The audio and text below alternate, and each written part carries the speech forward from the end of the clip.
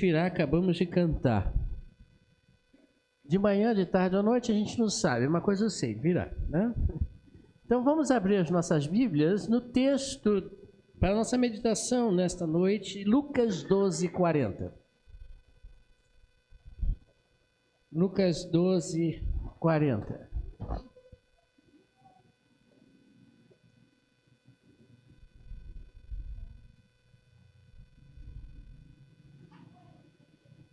Lucas 12, 40, Jesus falando com seus discípulos com relação justamente à sua volta.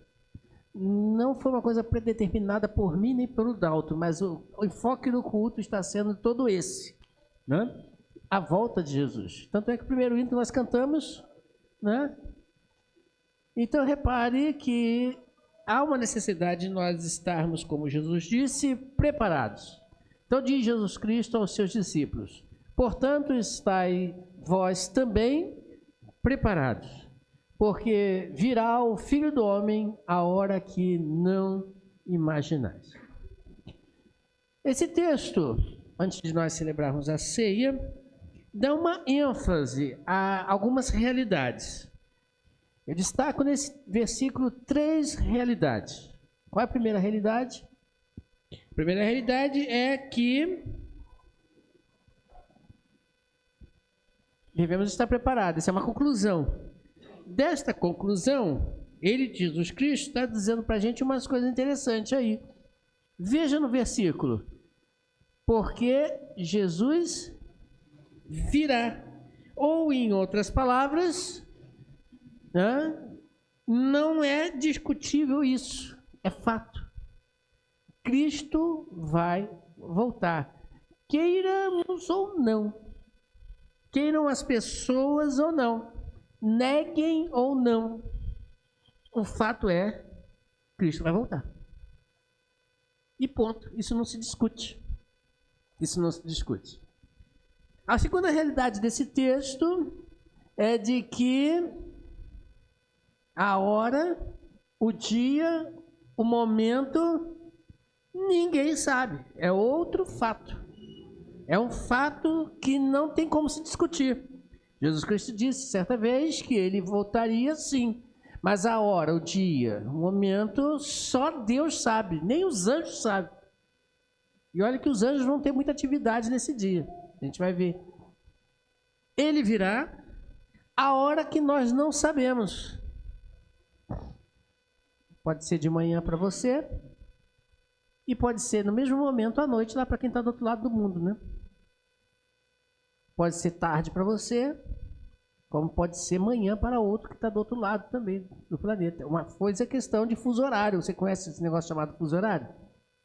Hoje, agora, 15 para as 8, aqui, da noite. Lá no Japão, 15 para as 8 da manhã, segunda-feira, inclusive. Isso é fuso horário. Uma coisa é certa, que quando ele voltar, a gente vai ver isso, o momento, a hora que ninguém sabe, todo mundo vai ver. É outra realidade que a gente vai perceber isso quando nós estivermos estudando. E a terceira e última realidade desse versículo, você percebe aí, que ele virá e vai pegar o pessoal, o mundo de surpresa. Você percebeu isso? Ele virá a hora que nós não sabemos e vai pegar o pessoal despreparado, ou seja, sem estar atento para isso. E então Jesus Cristo diz logo no início do versículo: então, portanto, para isso você deve de estar preparado. O que é estar preparado? Acho que todo mundo sabe o que é estar preparado, né? Preparado é aquilo que você faz antes de algo acontecer, para que aquilo que vem acontecer não pegue você desprevenido, não pegue você desarmado, vamos dizer assim, né? Por exemplo, se você vai fazer um concurso, o que você tem que fazer? Tem que estudar, não é só fazer a inscrição, pagar lá no banco, né, da prova do concurso, ir até lá no dia e só isso e está tudo bem. Não, você precisa estudar, você se precisa preparar. Quando você vai para uma entrevista de emprego, mesma coisa. Você se prepara antes, psicologicamente, principalmente, para quando chegar lá você não ser pego de surpresa. Quando tudo que nós fazemos na nossa vida, nós de antemão nos preparamos. O problema é que, quando não nos preparamos adequadamente, aquilo que teríamos ou estamos aguardando ao chegar vai nos pegar despreparado, né? De surpresa. O camarada não se prepara para a prova, não estuda, chega lá, com certeza não passa. Né? Com certeza ele não vai à frente. Mas também tem aqueles que se preparam inadequadamente. Eu me lembro de uma vez que eu fui fazer uma prova e, por incrível que pareça, eu estudei a matéria todinha da outra disciplina. Quando eu terminei o dia, estou preparado para a prova. Quando eu me dei conta, não era aquela prova. O que você acha que aconteceu comigo? Me dei bem na prova, foi assim? Com certeza não. Me lembro até hoje, tirei 5. Que nota desagradável. 5. Né, Dudu? Eu me preparei? Sim. Mas não adequadamente para tal prova. Também assim fazemos na nossa vida. Às vezes nós, poxa, eu estava tão bem preparado para aquilo e de repente não saiu como eu esperava. Sim, pode ser que você não tenha se preparado adequadamente. E não queira jogar a culpa nos outros. Assuma a sua responsabilidade. Você não se preparou como deveria. Achou que as coisas iam cair do céu e resolvido, pronto. Não é assim que funciona. Você precisa estar sempre preparado para tudo nesta vida. Mas tem uma coisa que as pessoas não pensam. É preparado para a morte. Para a vida eterna. Não estou dizendo é pagar um plano funeral, não estou dizendo é fazer um seguro de vida para deixar para os herdeiros. Não estou dizendo isso. Eu estou dizendo é para quando você encarar a realidade depois da morte. Está preparado para estar diante de Deus. O profeta Amós, nós estamos estudando na IBD, né? Ele vai dizer assim: prepare-se, ó Israel, para encontrar-se com o teu Deus. Porque um dia, querendo você ou não, todos nós vamos nos deparar com essa realidade. Vamos estar diante de Deus. O negócio é, estamos ou não preparados para estar diante de Deus? E para nos ajudar a entender esse contexto, eu vou ler com vocês Marcos, o Evangelho de Marcos. Essa semana nós estávamos fazendo um estudo no PGM Jovens e falamos algumas coisas sobre esse assunto. Evangelho de Marcos, capítulo 13. E eu queria que você lesse comigo os primeiros somente 6 a 10. Versículos 6 a 10. E depois, versículos 14 a 19. 6 a 10 e depois 14 a 19. Jesus Cristo, ele é indagado quando isso ia acontecer, quando ele estaria retornando, o que estaria acontecendo naqueles dias, como seria aquele dia, ou como será aquele dia. E aí Jesus Cristo para conversar com eles e dá algumas dicas para que a gente não seja pego desprevenido e possamos nos preparar para que aquilo aconteça. Veja então, diz o texto: muitos virão em meu nome dizendo, sou eu, e enganarão a... Primeira coisa, Jesus Cristo está dizendo para você: muitos virão dizendo ser o Cristo. Muitos. E uma coisa interessante, que não sei se você tem curiosidade, eu tenho bastante. Eu estava fazendo uma pesquisa e hoje o número de religião ou de religiões que vão surgindo dia a dia tem aumentado assustadoramente. Diz até uma estatística que o mundo, daqui a 25 anos aproximadamente, vai estar dividido em duas grandes religiões: o cristianismo e o islamismo. Obrigado. Islamismo. Estará dividido em duas grandes religiões. Daqui a 25 anos. para que isso aconteça, o trabalho tem que ser feito. E o trabalho de criar novos cristos está por aí. Toda hora se abre uma porta. Toda hora se abre uma garagem e começa ali um trabalho dizendo ali, anunciar a Cristo. Não vou entrar no mérito da questão de ser ou não ser. Não é isso. Eu não estou aqui para julgar os outros. Não é isso que Cristo está falando. Que a gente vai sair por julgando quem é quem e quem não é. Não é isso. O caso é que ele está dizendo que quando isto for acontecer, quando Cristo voltar, diz Jesus Cristo que muitos, não poucos, virão dizendo ser o Messias, o enviado de Deus. Tá, primeiro alerta. Segundo alerta, ele diz aí no versículo 7, e ele vai dizer assim, que quando ouvirem falar de guerras e rumores de guerras, não tenham medo. É necessário que tais coisas aconteçam, mas ainda não é o fim. Outra coisa interessante nesse versículo é que quando ele voltar, antes dele voltar, vai acontecer exatamente isso. Muitas guerras e rumores de guerra. Nosso mundo sempre passou por guerras. Não sei se você acompanha a história. Inclusive no século XX tivemos duas grandes guerras mundiais. Está aí o pessoal preocupado com uma terceira grande guerra mundial. Realmente o mundo sempre esteve em guerra, isso é fato. Mas Jesus Cristo disse, não se preocupe com isso, porque isso vai acontecer e ainda não é o fim. Mas veja, hoje, como nós estamos vivendo um verdadeiro barril de pólvora, que pode explodir a qualquer momento.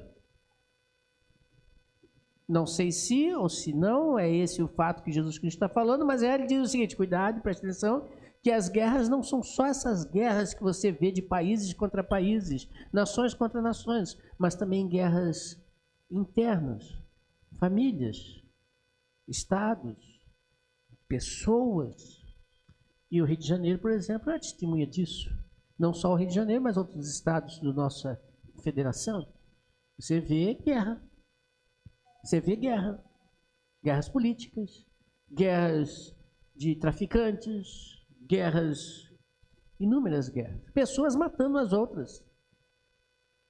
Essa semana, acho que foi ontem, eu estava vendo uma reportagem que o número de armas contrabandeadas para o Brasil, dos Estados Unidos e Europa, entrando pela Venezuela, entrando pela Bolívia, Paraguai, esse pessoal todo aí, é um negócio assustador. E armas potentes, não é pistolinhas 38 não, é armas que matam mesmo. Com uma metralhadora, eu acho que a submetralhadora dispara quase que 90 projéteis em menos de 1 minuto. A coisa é feia. E o negócio está sendo evoluído. Você sabia que se investe em armas no mundo inteiro muito mais do que se investe em comida? Um mísselzinho só, umzinho, daria para alimentar muita gente. Você vê como o mundo está. Mas Jesus Cristo fala, ainda não é o fim, presta atenção, tem mais coisas. E o versículo 8, Jesus continua dizendo, nação se levantar contra nação, reino contra reino, haverá terremotos em vários lugares em todo, e também fomes. E essas coisas são o início das dores. Nação nós já falamos, mas uma coisa interessante no versículo 8 é terremotos. Aí alguém poderia, pastor, mas o mundo sempre teve terremoto, concordo contigo, não vou discutir o assunto, mas eu vou acrescentar uma cerejinha nesse bolo. Você sabia que o número de terremotos tem aumentado assustadoramente no planeta inteiro? Não é pouco, não. Se você for como eu e seja curioso, faça uma pesquisa do número de terremotos anos passados e você vai ver que hoje tem terremoto até onde nunca teve. Você sabe disso? Nunca teve, agora tem. Está aumentando esse negócio. Não é pouco, não. É muito. Faça a pesquisa. Vai lá no pai dos... Antigamente falava-se que era pai dos burros, né? O dicionário, né? Agora mudou, né? O Dr. Google. Vai lá nele. Né? Ok, Google, quantos terremotos tem? Procure lá, vai ver. Você vai descobrir que o número de terremotos está aumentando realmente assustadoramente. Pois bem, preste atenção nisso. Mas veja que Jesus Cristo diz que isso só é o início das dores. Mas ele continua dizendo ainda no versículo 9: fiquem atentos, preste atenção, pois vocês serão entregues aos tribunais e serão açoitados nas sinagogas. Por minha causa vocês serão levados à presença de governadores e reis, com testemunho a eles. É interessante como nós, os crentes, os servos de Deus, somos perseguidos. E não é só lá fora, não. É também no nosso meio. Essa semana eu estava li uma frase que eu acho que todo mundo aqui conhece. Só leva pedrada a árvore que produz o quê? Você percebe que aquele que quer fazer a vontade de Deus, como sofre? E não é uma perseguição de arma. Não, é muitas das vezes, perseguição psicológica. Perseguição em que as pessoas querem trabalhar para Deus e não conseguem. E outros países, como se mata cristãos? Como se mata crentes? É proibido. É proibido. Mas diz Jesus Cristo, versículo 10, e aí que fica bonito o negócio. É necessário que antes do fim, o evangelho de Deus seja o quê? Pregado em que lugar? Em todas as nações. Você sabia que a nossa igrejinha, Igreja Batista da Água Branca, pequenininha, com esse sistema de mídia que nós temos, as nossas mensagens já estão circulando fora do país? Imagine uma igreja muito maior do que a nossa, com uma estrutura muito melhor do que a nossa, com um número de inscritos muito maiores do que a nossa. Quantas nações já ouviram a palavra de Deus? Esse negocinho chamado internet, celular, esse negocinho vai longe. E a mensagem de Deus está sendo anunciada em quase todo mundo, se não todo mundo, porque a gente não tem esses dados. Aí quando você olha para esse quadro, você fica, o fim está chegando. O fim pode estar próximo, pode ser daqui a algumas horas, pode ser daqui a alguns anos, não sei. Só Deus sabe. Mas uma coisa é certa, Jesus Cristo não para por aí, ele diz mais algumas coisas. Veja comigo no versículo 14, e aí ele vai mostrar o quadro do regresso dele. E nesse quadro, você quando lê, você realmente percebe, serão dias muito difíceis. Diz o texto, e o seguinte: quando vocês virem a abominação da desolação, ou abominável desolação, no lugar onde deve estar, quem lê entenda. Aí você lê esse versículo e fica perguntando assim, peraí, não entendi nada, o que ele está dizendo? Aqui está Jesus Cristo fazendo uma referência a Daniel. Lá no livro de Daniel, Daniel fala sobre isso. Quando ouviram o sacrilégio ou abominável estiver no lugar santo. Existem muitas correntes dizendo muita coisa sobre isso. E uma delas que eu estava lendo é o seguinte: Satanás, ele imita Cristo em tudo, tenta imitá-lo, né? Em tudo que possível ele faz. E Jesus Cristo disse que viria o anticristo. Você já ouviu falar nisso? Anticristo é todo aquele que prega coisas contra Cristo. Isso é evidente, anticristo. Mas existia um homem da abominação. Aquele que vai querer ser Deus. Se apresentar como o salvador da pátria. Salvador do mundo. E este, quando vier, vai tentar sentar no trono de Deus. Na casa de Deus. Eu sou meio tendencioso a esse lado, dizendo o seguinte, uma coisa interessante. Onde é a casa de Deus? Para o mundo. Para você não, você sabe. Onde é a casa de Deus? Para o mundo. No santuário. Santuário. No santuário. Que santuário? Sim, terrestre, mas que santuário? O templo de Salomão. Lá em Jerusalém. Sempre foi visto como a casa de Deus. O santo dos santos, onde Deus se apresenta. Na história você vai ver Salomão fez um grande templo, que depois foi destruído. Depois foi reerguido. Depois melhorado, lá pelos impérios posteriores. E depois foi destruído mais uma vez. Inclusive nessa última vez que foi destruído, aliás, antes, perdão, Foi sacrificada uma porca dentro do santuário. Você lembra disso, do templo? Você já estudou isso aí na Bíblia? Foi sacrificada uma porca. Profanação. Um sacrilégio. Mas você sabia que Jerusalém está trabalhando e o povo de Israel já está trabalhando para a edificação do templo de Salomão? Tudo já está preparado. A veste do sacerdote, do sumo sacerdote, as vestes dos levitas, a menorá e todo aquele aparato, inclusive o altar, já estão prontos para colocar no templo de volta.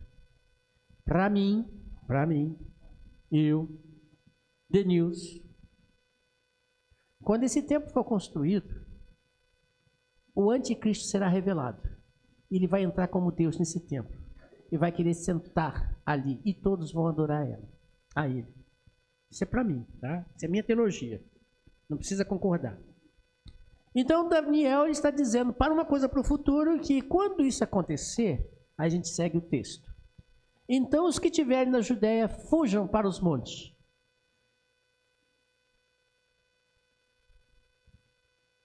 Quem estiver no telhado da sua casa não desça, nem entre para tirar dela coisa alguma. Quem estiver no campo não volte para pegar o seu manto. Como serão terríveis aqueles dias. Grave essa expressão. Como serão terríveis aqueles dias para as grávidas e para os que estiverem amamentando.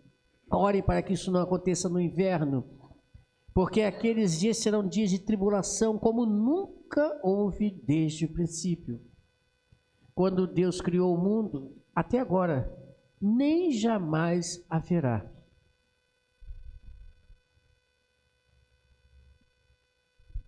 Nem jamais haverá. Até o versículo 27. Se o Senhor não tivesse abreviado tais dias, ninguém sobreviveria, mas, por causa dos eleitos, por ele escolhidos, ele os abreviou.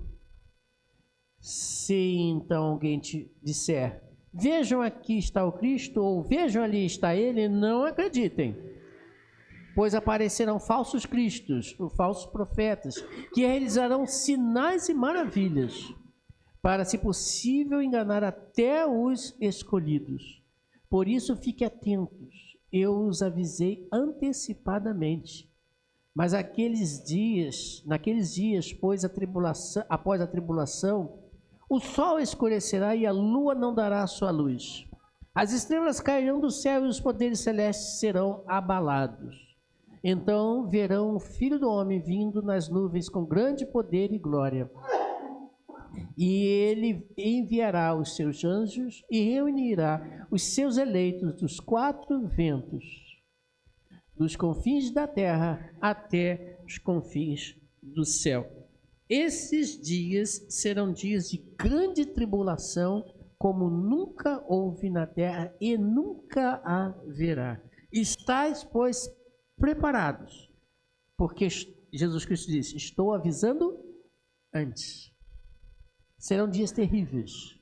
Serão dias em que nós passaremos por muitas e muitas dificuldades.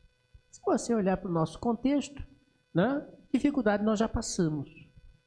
Imagine se a coisa piorar, e que vai piorar, como será então? Muito pior, né? Então Jesus Cristo disse, estás preparado? Se prepare para isso.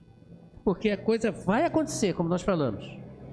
E como é estar preparado? Simples. Muito simples. Não é ser religioso, já te garanto isso. Não é estar frequentando uma igreja, te garanto isso. Não é fazer boas obras, ou realizar boas obras. Não é por aí. Não é esse caminho. O caminho simples para estar preparado está em Apocalipse capítulo 20, versículo 11 a 15. Ter o seu nome inscrito no livro da vida. Depois, diz o texto, depois do quê? Desses dias, desses momentos que nós vamos passar, vi um grande trono branco e aquele que nele estava assentado. A terra e os céus fugiram da sua presença. Nós lemos isso, né? o sol, as estrelas. E não se encontrou lugar para eles. Vi também os mortos. Olha que coisa interessante. Grandes e pequenos. Crianças também. Vi também os grandes e os pequenos, em pé diante do trono. E então os livros foram abertos. Outro livro foi aberto também, né? O livro da vida. Os mortos foram julgados de acordo com o que tinham feito, segundo o que estava escrito nos livros. O mar entregou os mortos que nele havia. A morte e o Hades entregaram os mortos que neles havia. E cada um foi julgado de acordo com o que tinha feito. Então a morte e o Hades foram lançados no lago de fogo. O lago de fogo é a segunda morte. Aqueles cujos nomes não foram encontrados escritos no livro da vida foram também lançados no lago de fogo. Olha que coisa interessante. Isso é terrível. Todos serão julgados, desde os grandes aos pequenos. Todos. E neste julgamento, Deus vai abrir os livros, e nesse abrir dos livros, Ele vai chamar um de cada vez. Não tenham pressa. Isso vai acontecer. Ele vai chamar um de cada vez. Fulano de tal, você fez isso, fez isso, fez isso, fez isso, fez isso. Você falou isso, falou aquilo. Nada vai passar em branco. Até aquilo que você nem mais lembra que fez. Vai estar escrito lá, ou está escrito, e será julgados por isso. Todos. Mas, você percebeu que também foi aberto um outro livro.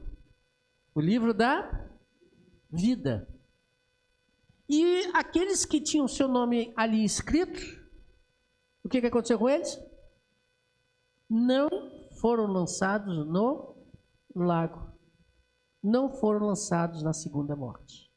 Então está escrito no livro da vida, primeiro está preparado para isso. Não vai ser condenado. Então o que eu tenho que fazer para estar escrito no livro da vida? Fácil. Apocalipse 3, versículo 5. Olha só o que diz o texto. Como ter o seu nome escrito no livro da vida? Aquele que vencer, ou seja, aquele que vencer todas as coisas, inclusive até a morte, será igualmente vestido de branco.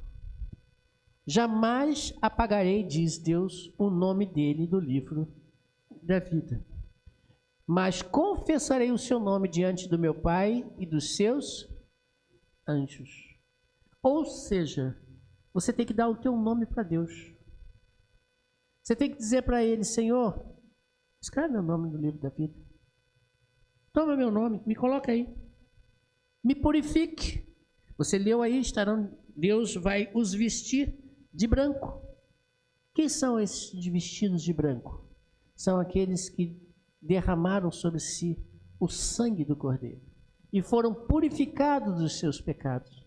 Então, para estar escrito no livro da vida, tem que dizer para Deus: purifique os meus pecados, apague as minhas transgressões, me faça uma nova criatura. E isso só é possível através do sangue de Cristo. Em aceitar o sacrifício de Cristo, que daqui a pouco nós vamos estar participando, lembrando do sacrifício de Cristo. Aqueles que assim fizerem, estão dizendo para Deus: coloque meu nome aí. E aquele que tem o seu nome escrito no livro da vida, ele está preparado. E como é que ter o nome escrito na vida pelo sacrifício de Cristo? Mateus capítulo 26, versículo 26 a 29, que enquanto Jesus Cristo, ele dá uma dica aqui para você, para fechar isso. Ele diz assim, então, quando estava Jesus Cristo participando da Páscoa, da festa da Páscoa, quando ele então institui a ceia. Enquanto comia, Jesus pegou o pão, deu graças, partiu e deu aos discípulos, dizendo: peguem e comam. Isto é o meu corpo. Em seguida, pegou o cálice, deu graças e ofereceu aos discípulos, dizendo: bebam deles todos vocês. Isto é meu sangue da aliança, que é derramado em favor de muitos para perdão dos pecados. Interessante, só um pequeno comentário. Da aliança. O que é uma aliança? É um acordo, é um pacto que você faz com a outra pessoa. E eu lhes digo que de agora em diante não bebereis do fruto da videira até aquele dia em que beberei o vinho novo com vocês no reino de meu Pai. Jesus Cristo quer fazer uma aliança com qualquer um que queira. Mas se você prestou atenção, ele diz que essa aliança, seu sangue derramado, é derramado por muitos e não por todos. Por quê?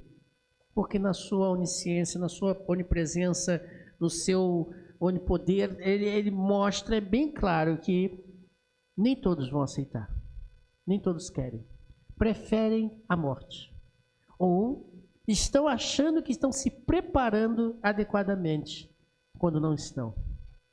Porque só tem um jeito de estar na presença de Deus preparado, ter o nome escrito no livro da vida. E só tem um jeito de estar escrito no nome do livro da vida, aceitando o sacrifício de Cristo. Jesus Cristo disse: beba. Não é este, ou não são estes os elementos que vão trazer o sangue de Cristo para mim, ou o corpo dele. Não, não é isso. Isso aqui é só para lembrar do sacrifício dele. O sacrifício vicário. O sacrifício que ele fez na cruz do Calvário, por mim e por você, para que você e eu tenhamos a possibilidade de ter os nossos nomes escritos no livro da vida e vestes brancas, cujos pecados foram perdoados pelo derramamento do sangue dele. É só isso. Não é ser religioso, não é ser um beato, ou um beato, não é estar com seu nome escrito no hall de uma igreja, seja ela qual for, grande ou pequena, de qual for a denominação. Isso não interessa para Deus, isso não importa para Deus. Não, não é por aí. Não é um cumpridor das regras, né, dos mandamentos dos homens, ou também divinos, com as boas obras e outras mais. Não é por aí. Tem muita gente aí se preparando de maneira inadequada. E quando chegar diante de Deus, vão achar que estão preparados. Ainda vão tentar dizer para Deus: mas Senhor, em teu nome fizemos isso, fizemos aquilo, estávamos juntos, comíamos juntos. E Jesus Cristo vai dizer: eu não conheço vocês. O importante é estar escrito no livro da vida. Vocês não estão escritos? O importante é ter aceito o meu sacrifício. Vocês não aceitaram, então não posso fazer nada. E aí então serão lançados, mesmo aqueles religiosos que acham que estão preparados, no fogo do lago de fogo, que é a segunda morte. Terrível dia será para muitos, mas esplêndido dia e maravilhoso dia será para aqueles que estão realmente preparados em Cristo Jesus, sejam grandes, sejam pequenos, para que possam entrar no reino eterno. Vamos orar a Deus e logo depois eu vou pedir aos nossos irmãos diáconos que vão nos ajudar na distribuição da ceia, que venham até aqui à frente para nos ajudar na distribuição. Vamos orar a Deus nesse momento. Nosso Deus e Pai, muito obrigado, Senhor, porque podemos contar contigo, sabendo que apesar das nossas falhas, das nossas limitações, o Senhor é conosco, o Senhor nos capacita, o Senhor nos orienta. Te pedimos agora que continue falando através da Tua palavra nos corações daqueles que precisam ouvir, para que eles possam entender a necessidade de estarem preparados para esses dias que ainda hão de chegar, que podem ser terríveis para aqueles que não estiverem em Ti, mas maravilhosos para aqueles que já estão em Ti. Muito obrigado, Senhor, pelo privilégio de poder estar em Ti. Muito obrigado, Senhor, pela bênção de ter o nosso nome escrito no livro da vida, não pelos nossos atos ou méritos, mas porque o Senhor derramou seu sangue e nós um dia o aceitamos como o único suficiente Salvador de nossas vidas. Muito obrigado, Senhor, por tudo. Agora complete aquilo que nos falta nos nossos corações. Em nome de Jesus eu peço e eu oro. Amém, Senhor. Pedir aos nossos irmãos diáconos que venham até aqui à frente. Enquanto estivermos cantando, nós estaremos distribuindo os elementos